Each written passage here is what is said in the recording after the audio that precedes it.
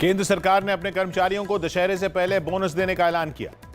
Mumbai police ने कंगना रनौत और उनकी बहन रंगोली को समन भेजा, जिसमें 26 और 27 अक्टूबर को पूछताछ के लिए बुलाया गया। दिल्ली सरकार ने वायु प्रदूषण के खिलाफ red light on engine of अभियान शुरू कर दिया, जिसके तहत लोगों से रेड लाइट होने पर गाड़ी बंद करने की अपील की गई। चुनाव आयोग ने राजनीतिक दलों और उम्मीदवारों को चुनाव प्रचार के दौरान कोरोना नियमों का पालन करने की हिदायत दी। मध्य प्रदेश में कांग्रेस छोड़कर ज्योतिरादित्य सिंधिया के साथ बीजेपी में आए तुलसी सिलावट और गोविंद सिंह राजपूत ने अपने पद से इस्तीफा दे दिया, क्योंकि उन्हें विधायक न होने के बावजूद मंत्री बने 6 महीने का समय पूरा हो गया। सेना ने लद्दाख में एलएसी के पास गलती से भारतीय सीमा में घुसे चीन के जवान को लौटा दिया। बिहार चुनाव के लिए कांग्रेस ने अपना घोषणा पत्र जारी कर दिया, जिसे बदलाव पत्र नाम दिया गया। मुंबई लोकल ट्रेनों में रेलवे की इजाजत के बाद आज से महिलाओं ने सफर करना शुरू कर दिया। महाराष्ट्र में एकनाथ खड़से ने बीजेपी से इस्तीफा दे दिया और वो शुक्रवार को एनसीपी में शामिल होंगे। रेलवे ने त्योहारों पर यात्री किराया बढ़ाए जाने से जुड़ी खबरों को गलत बताया। रक्षा मंत्री राजनाथ सिंह चीन की सीमा पर तैनात जवानों का हौसला बढ़ाने के लिए दशहरे पर सिक्किम का दौरा करेंगे। मध्य प्रदेश की मंत्री पर दिए गए एक विवादास्पद बयान पर चुनाव आयोग ने कमलनाथ को नोटिस भेजा। छत्तीसगढ़ विधानसभा का 27 अक्टूबर से 2 दिन का विशेष सत्र शुरू होगा, जिसमें केंद्र के बनाए कृषि कानूनों के खिलाफ प्रस्ताव लाया जा सकता है। ईडी ने जम्मू कश्मीर क्रिकेट एसोसिएशन में घोटाले के आरोपों पर फारूक अब्दुल्ला से श्रीनगर में फिर पूछताछ की। 3 तलाक और हलाला के खिलाफ लड़ाई लड़ने वाली सायरा बानो को उत्तराखंड सरकार ने राज्य मंत्री का दर्जा दिया। यूपी के सीएम योगी आदित्यनाथ ने भोजपुर समेत कई जगहों पर रैली की और आरजेडी पर राज्य में कोई विकास नहीं करने का आरोप लगाया। प्रधानमंत्री और गृहमंत्री समेत कई लोगों ने पुलिस शहीद दिवस पर जवानों को श्रद्धांजलि दी। ईडी ने कानपुर हिंसा के आरोपी विकास दुबे की पत्नी से लखनऊ में पूछताछ की। दिल्ली के शादीपुर मेट्रो स्टेशन के नीचे एक डीटीसी बस में आग लग गई, जिसे दमकल की कई गाड़ियों ने बुझा दिया। महाराष्ट्र के सीएम उद्धव ठाकरे ने उस्मानाबाद में कुछ किसानों से मुलाकात की और बारिश से फसल को नुकसान होने पर मदद का भरोसा दिया। बीएसपी अध्यक्ष मायावती शुक्रवार को बिहार के भभुआ में एक जनसभा करेंगी।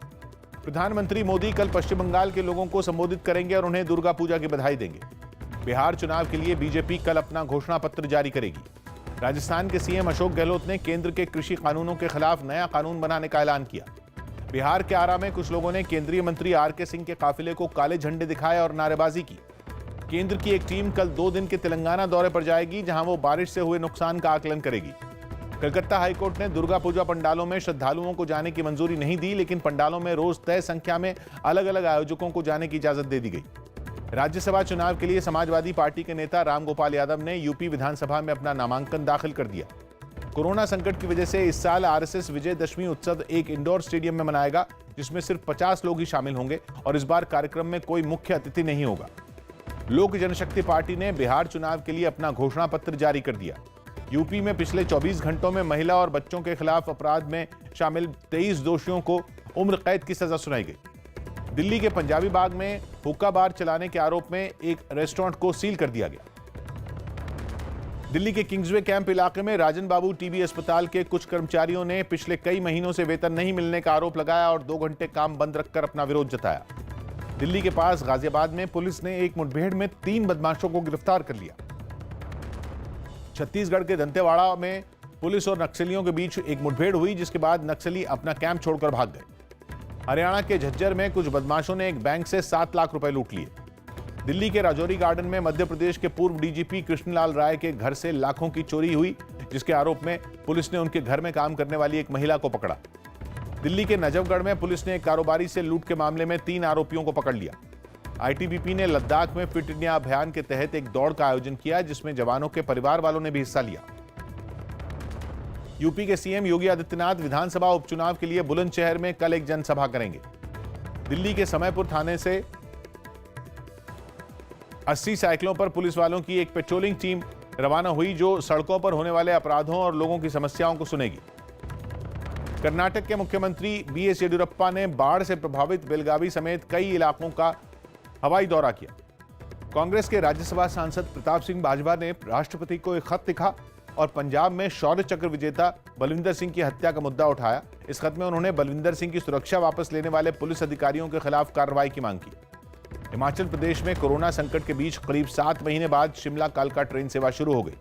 नेपाल सरकार की अपील पर उत्तराखंड के धारचूला में दोनों देशों को जोड़ने वाले एक झूला पुल को 3 दिनों के लिए खोल दिया गया, ताकि भारत से पेंशन लेने वाले लोगों को मुश्किल न हो।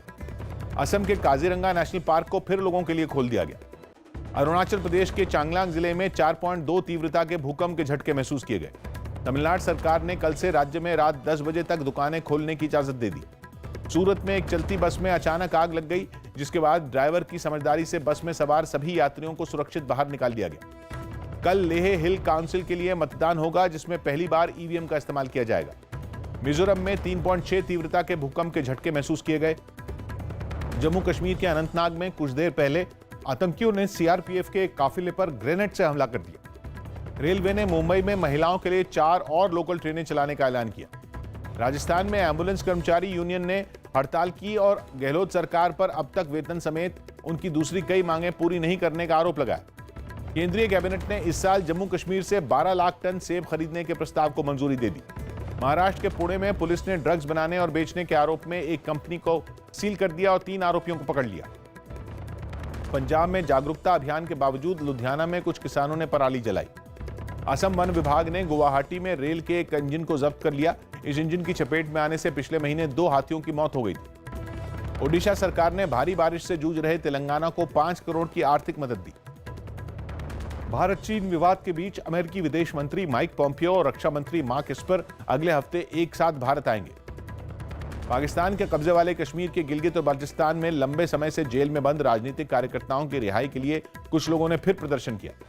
नाइजीरिया में 2 जेलों पर भीड़ ने हमला कर दिया, जिसके बाद करीब 2000 कैदी फरार हो गए। पाकिस्तान की कराची यूनिवर्सिटी के पास हुए एक धमाके में 5 लोगों की मौत हो गई, जबकि 20 लोग घायल हो गए।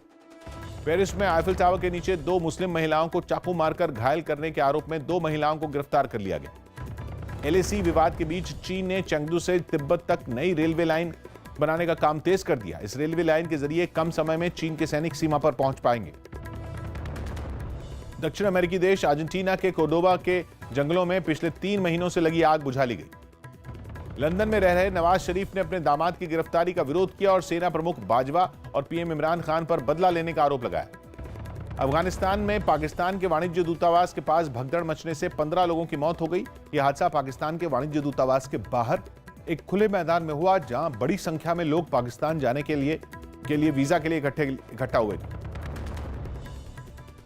ईरान में एक महिला को साइकिल चलाते वक्त हिजाब न पहनने पर गिरफ्तार कर लिया गया। थाईलैंड में 7 महीने बाद पहली बार पहुंचे कुछ विदेशी सैलानियों का स्वागत किया गया। अफगानिस्तान में तालिबान के आतंकियों के एक हमले में सुरक्षा बल के 25 जवान मारे गए। दक्षिण कोरिया में फ्लू की वैक्सीन लगाने के बाद 5 लोगों की मौत हो गई, जिसके बाद वैक्सीन का यह अभियान रोक दिया गया। फ्रांस की राजधानी पेरिस में एक टीचर की हत्या के विरोध में हजारों लोगों ने मार्च निकाला। अमेरिकी ई कॉमर्स कंपनी अमेजॉन ने अपने कर्मचारियों को अगले साल जून तक घर से काम करने की इजाजत दे दी। बैंक और मेटल सेक्टर के शेयरों में तेजी से शेयर बाजार बढ़त के साथ बंद हुआ। सेंसेक्स 163 जबकि निफ्टी 41 अंक ऊपर बंद हुआ। एसबीआई ने ग्राहकों को होम लोन की ब्याज दरों में 25 बेसिस पॉइंट की छूट देने का ऐलान किया। दूसरी तिमाही में बजाज फाइनेंस का मुनाफा 36% घटकर 965 करोड़ रुपए रहा। Airlines company Cathay Pacific Hong Kong में लगभग 5300 लोगों को नौकरी से निकालेगी, जबकि विदेशों में कंपनी 600 कर्मचारियों की छटनी करेगी। एचडीएफसी ने एफडी की ब्याज दरों में 20 बेसिस पॉइंट की कटौती कर दी। आईपीएल 2020 में कोलकाता नाइट राइडर्स के लिए खेल रहे सुनील नरेन पिता बन गए। अभिनेता सोहेल खान ने लंका प्रीमियर लीग के लिए खेलने वाली कैंडी टस्कर्स नाम की टीम खरीद ली। आईपीएल में अपनी टीम किंग्स 11 पंजाब का समर्थन करने के लिए पहुंची प्रीति जिंटा ने दुबई में अपना 20वां कोरोना टेस्ट करवाया। बांग्लादेश के अंडर 19 टीम के 3 क्रिकेटर कोरोना पॉजिटिव पाए गए, जबकि 15 और खिलाड़ियों में इसके लक्षण होने की आशंका जताई गई। किंग्स 11 पंजाब ने दिल्ली कैपिटल्स को 5 विकेट से हरा दिया और इसी के साथ पंजाब की टीम पॉइंट्स टेबल में 5वें नंबर पर पहुंच गई। सर्बिया के नोवाक जोकोविच ने नवंबर में होने वाले पेरिस मास्टर्स में खेलने से मना कर दिया। हालांकि स्पेन के टेनिस खिलाड़ी राफेल नडाल इस टूर्नामेंट में हिस्सा लेंगे। चेन्नई सुपर किंग्स के ऑलराउंडर ड्वेन ब्रावो चोट की वजह से आईपीएल के बाकी मैचों से बाहर हो गए। न्यूजीलैंड के बल्लेबाज टिम साइफर्ट को कोलकाता नाइट राइडर्स टीम में अली खान की जगह शामिल कर लिया गया। स्विट्जरलैंड के टेनिस खिलाड़ी रॉजर फेडरर ने अगले साल जनवरी में ऑस्ट्रेलियन ओपन में वापसी की उम्मीद जताई। पीसीबी टीम के बल्लेबाजी कोच यूनुस खान को लंबे समय तक इस पद पर जिम्मेदारी सौंप सकती है। दिलजीत दोसांझ और मनोज वाजपेयी की कॉमेडी फिल्म सूरज पे मंगल भारी का ट्रेलर जारी कर दिया गया। संजय दत्त ने अपने जुड़वा बच्चों के जन्मदिन पर कैंसर से ठीक होने की जानकारी दी। प्रभास ने तेलंगाना में बाढ़ राहत के लिए मुख्यमंत्री राहत कोष में 1.5 करोड़ रुपए की मदद दी। विद्या बालन ने मध्य प्रदेश के जंगलों में फिल्म शेरनी की शूटिंग शुरू कर दी। प्रभास की फिल्म राधे श्याम का नया पोस्टर जारी किया गया। वरुण धवन ने उन खबरों को खारिज कर दिया जिसमें दावा किया जा रहा था कि 38 साल पहले आई अमिताभ बच्चन की फिल्म नमक हलाल का रीमेक उनके पापा बनाएंगे। आयुष्मान खुराना और वाणी कपूर ने अभिषेक कपूर की फिल्म चंडीगढ़ करे आशिकी की शूटिंग शुरू कर दी। अभिनेता पवन कल्याण ने तेलंगाना में बाढ़ से निपटने के लिए 1 करोड़ रुपए का दान दिया। और अभिनेता राणा दग्गुबट्टी की फिल्म हाथी मेरे साथी अगले साल मकर संक्रांति पर सिनेमाघरों में रिलीज की जाएगी। अब अगला पड़ाव 100 बात की एक बात का।